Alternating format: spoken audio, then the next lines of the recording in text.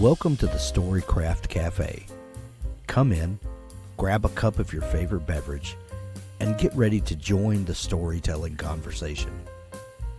Storycraft Cafe is brought to you by Dabble, the ultimate cloud-based fiction writing software. Here we're going to bring together storytellers from all walks to encourage and empower you to craft your best story.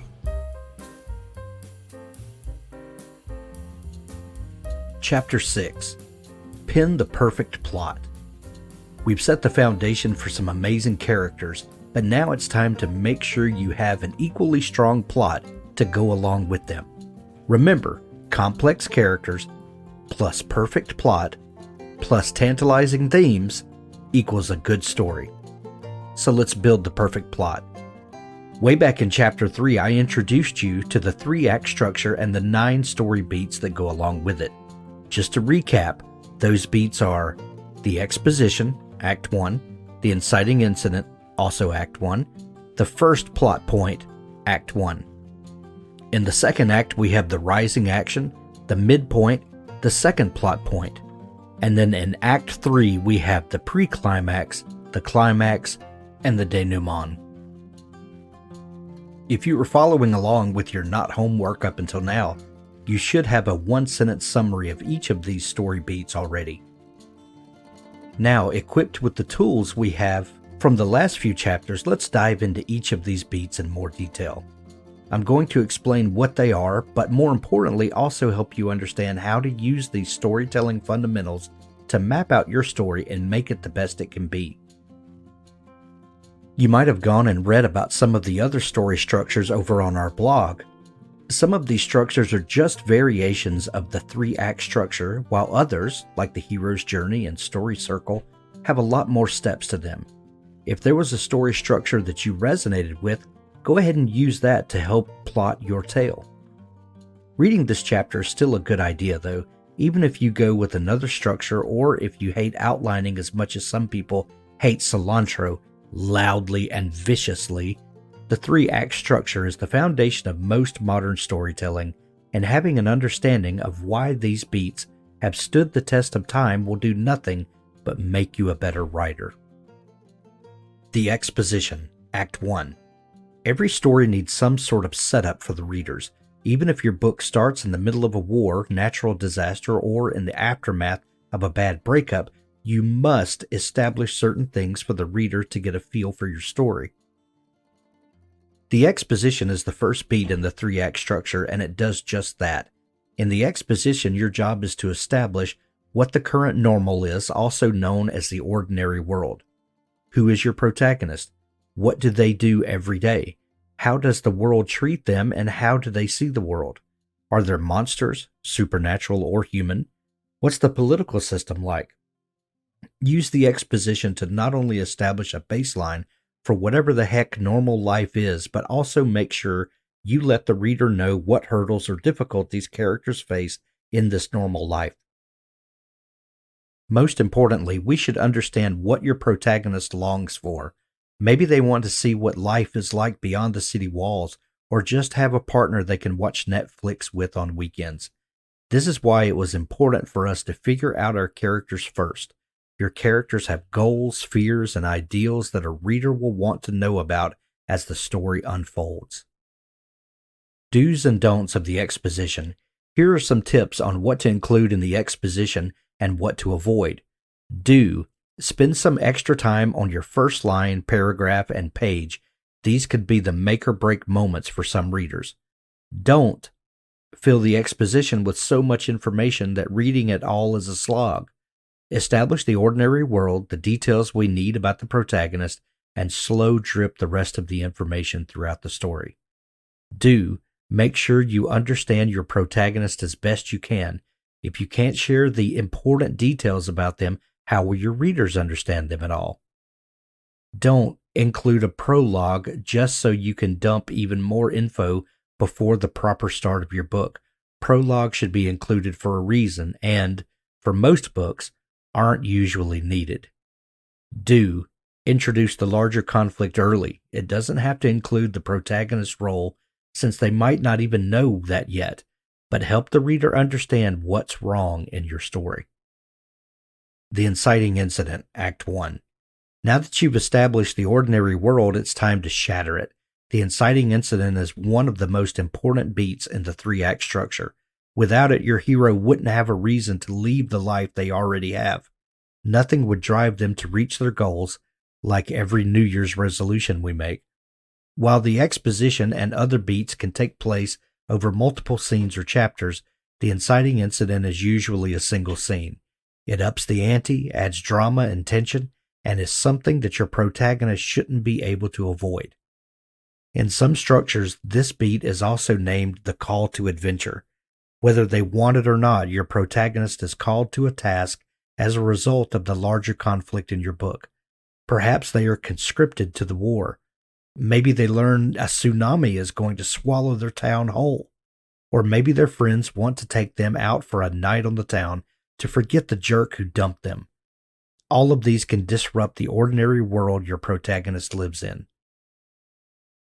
To make an effective inciting incident, consider what it is your character wants, how they are dissatisfied, and what it would realistically take to change their world. The inciting incident does not have to immediately force them into action. In fact, the scenes and chapters that follow are usually filled with worry, reluctancy, or hesitancy, but it can. Whatever works best for your story. Do's and don'ts of the inciting incident. Do include the inciting incident earlier in your book.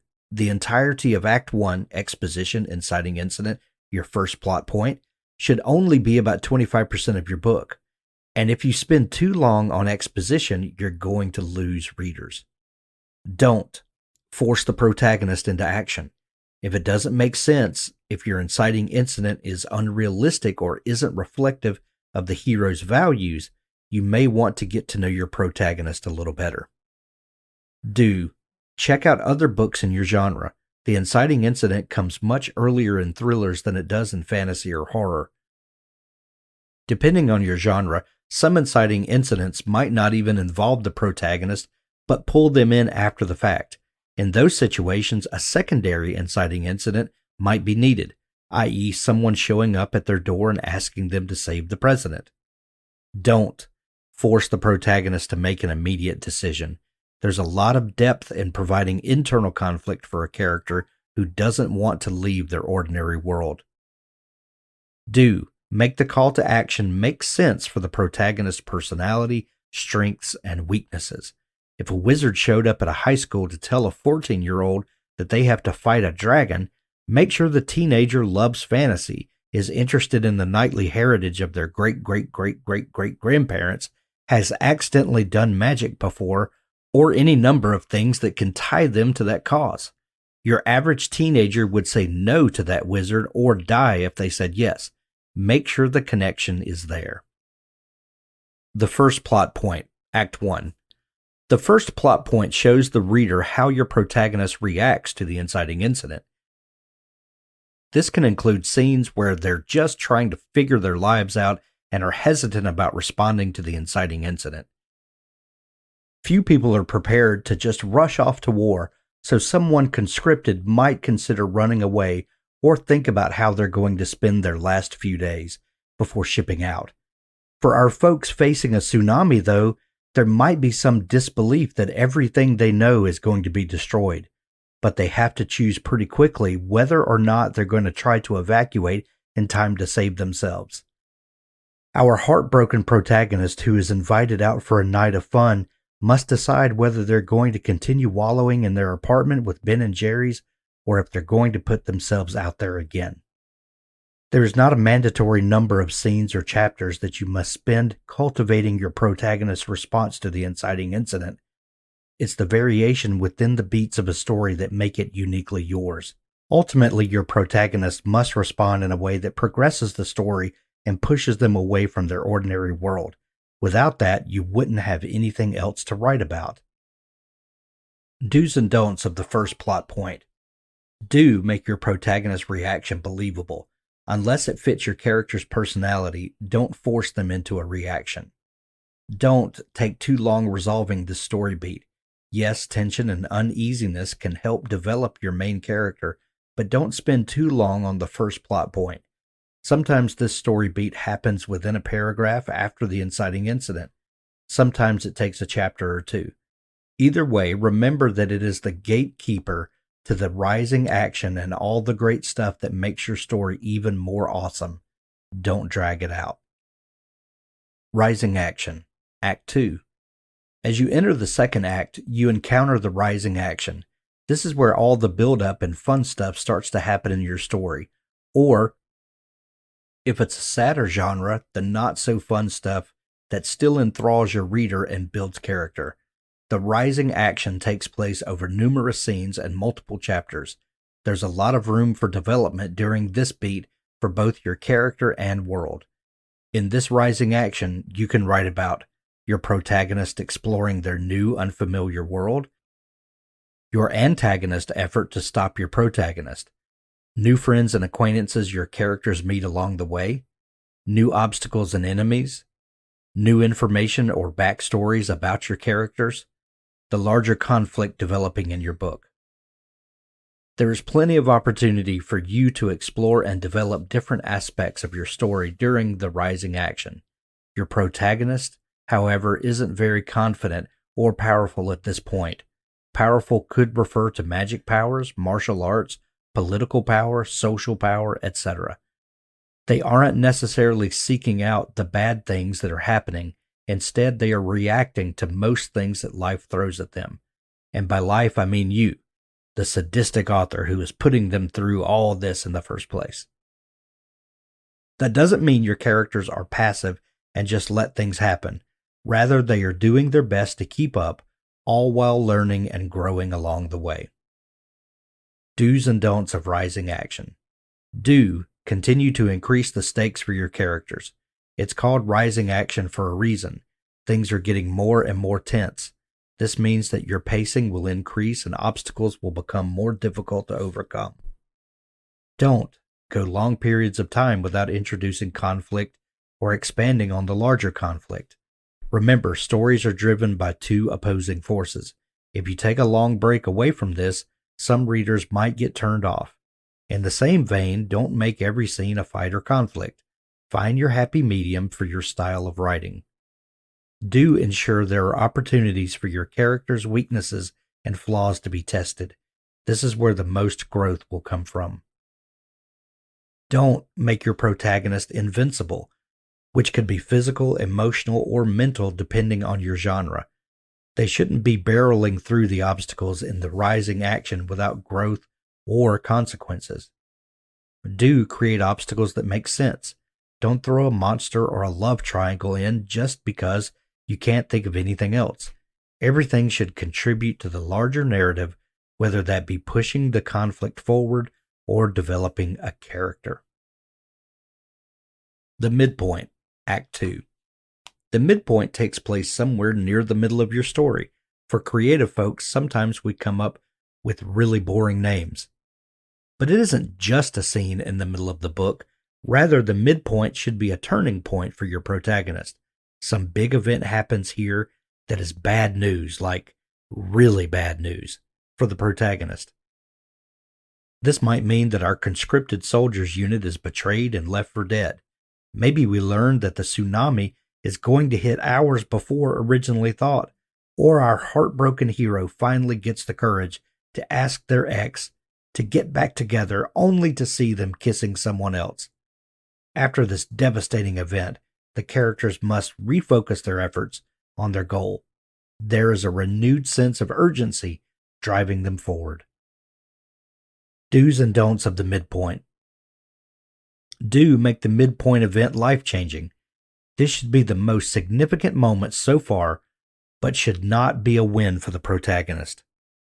Don't get to the midpoint too early. You need time in the rising action for characters to develop and readers to get to know your world and those living within it.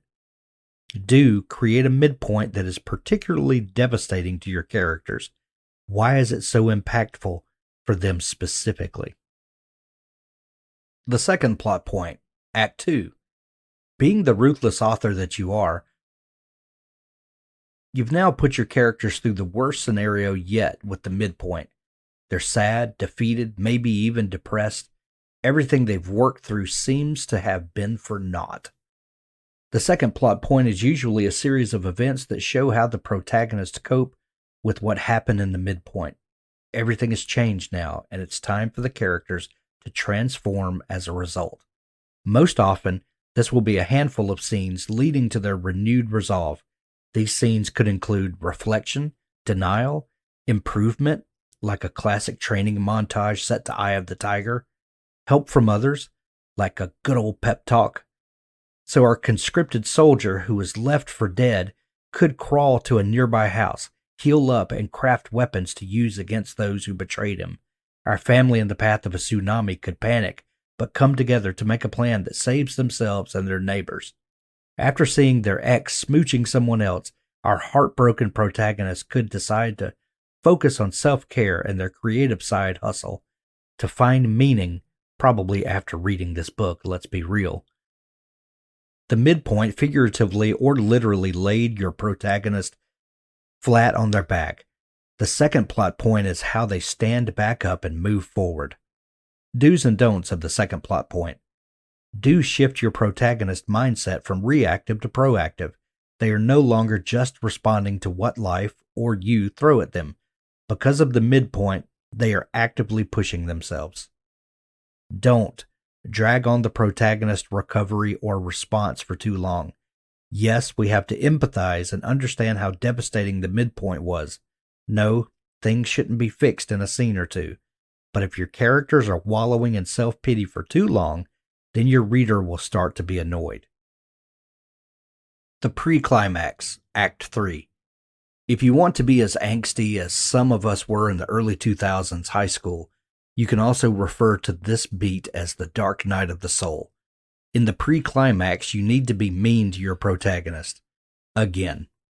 See, as your protagonist was leveling up, learning more about the world, or trying to escape their awful situation, the antagonist should have been growing and getting stronger as well. Your main characters don't know this until the pre-climax, though. Armed with their motivation from the pep talk that is the second plot point, your protagonist goes head first towards their ultimate goal. Your abandoned soldier attacks those who betrayed them. Your family braves the final stretch to safety. Your now successful entrepreneur heads to a convention to sell their artisanal crafts. But the pre-climax stops them dead in their tracks. The soldier encounters overwhelming odds. The tsunami crashes down. The ex is also at the convention with their new lover. In the pre-climax, we see the antagonist's full strength and highlight the deepest fears and weaknesses of our protagonist. We have to keep rooting for our protagonist, even if all hope seems lost. Do's and don'ts of the pre-climax. Do make your protagonist the most confident they've been since the story began. It sounds cruel, but this makes the resistance they encounter seem even more hopeless. Don't make it obvious that the hero will be victorious in the end. While all readers know that almost every story ends with the protagonist succeeding, the pre-climax should make the readers think that maybe, just maybe, the antagonist will succeed. Do make the stakes high. If the antagonist does succeed, it should be absolutely devastating for the main character. The consequences of failure should be the worst that could happen in your story. Death, financial ruin, heartbreak, disappointing your parents even more than usual. The climax, Act 3. This is it, the moment we've all been waiting for. The climax is one of the beats that usually takes place over a single thrilling scene. It is the ultimate moment when your protagonist stands up once more, rising from the ashes of the hit they took in the pre-climax, and prevails over the antagonist, usually.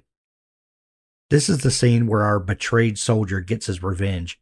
Our family clings to a raft for dear life as they are washed away by the tail end of the tsunami. Our successful entrepreneur closes the biggest deal of their life, showing their ex what they're really capable of. Your entire story has been leading up to this point, so give your readers what you've been promising this whole time. Do's and don'ts of the climax. Make sure that your protagonists prevail because of the growth and development they've experienced throughout the story. Make them conquer their fears and prove that they've overcome their flaws. Don't draw out your climax for too long. The pre-climax can take place over multiple scenes so your protagonist can experience the gut punch you're delivering to them, but the climax should be an explosive, tense turnaround. Do consider what prevailing means for your protagonist. Has their view of their ultimate goal changed at all throughout the story? The person who left the ordinary world in Act 1 might have been searching for something much different than the person in Act 3. The denouement, Act 3. Take a deep breath because the worst of it is likely over. The denouement, also known as the falling action, is a chance for you to tie up all your loose ends and plot holes. It's also an opportunity to give your reader a look at what the new ordinary world looks like now that the protagonist has accomplished their goal. This doesn't necessarily have to be a happy ending, but absolutely can be if you want it to. For our soldier who just got revenge, the denouement could show them running from the consequences of their actions or establishing a new life overseas. For our family who escaped the tsunami, it could mean rebuilding the community that was destroyed. For our entrepreneur, it could mean waking up and going to a job that they enjoy while finding fulfillment that isn't dependent on someone else. The denouement is also where you can wrap up character arcs, resolve subplots, reinforce the transformation of characters, fulfill promises you made earlier in the book, and restate or clarify the theme, which we'll talk about in the next chapter. Finally, if you're writing a series, the denouement is where you can set up a soft lead into your next book. That said, the denouement should be a break from the tension of the rest of the book, so don't do anything too intense. Do's and don'ts of the denouement. Do wrap up any subplots or unresolved character arcs. There are few things more unsatisfying than being teased with an answer and never getting it. Don't fill the denouement with action. Your reader needs a break after the intensity of the climax. Your denouement can be happy or sad, but don't make it another tense action sequence. Do focus on your characters, their journeys, and what their new ordinary world means to them. Remember, characters are what make a story important and memorable. Don't spend too long on the denouement. It's called the falling action for a reason. Nothing overly exciting is supposed to happen. If you drag on scene after scene with no conflict or development, you will bore your reader. Any cliffhanger should be brief and, well, leave the reader hanging. Not homework. Expand your 3-act outline. Revisit wherever you wrote down the 1-sentence summaries of the 9 story beats in Chapter 3. Ideally, you use story notes or the plot grid in Dabble to make it easy to expand and edit your plotting. Using what you've learned in this chapter and from developing your characters in the last chapter, expand your summary of each of the 9 beats. Don't rush this or you'll be rushing the foundation of your story. And would you buy a house if you learned someone rushed its foundation? For plotters, go crazy. Write a paragraph for each summary. Heck, if you know the beat takes place over multiple scenes, try writing a paragraph for each scene. Pantsers, at least expand your 1-sentence summary into 2 or 3 sentences. It won't hurt to have a little bit more information going into your first draft, and I promise that a few sentences per beat won't restrict your creativity. Wherever you fall on the Pantser spectrum, expand your outlines as much or as little as you want. Once you've done that, it's time to move on to the third key story element, theme. That's our episode for today. There's so much more to come as we talk with authors about the craft of writing, but also the business of publishing. Be sure to subscribe to the Storycraft Cafe podcast in your favorite podcast app to never miss an episode. The Storycraft Cafe is made possible by Dabble. Writing a book is challenging. Your writing tool shouldn't be. Dabble is an easy-to-use online writing tool packed with helpful features that allow beginning novelists and published authors to create amazing stories. Visit us at dabblewriter.com and start your free trial. Thanks for listening.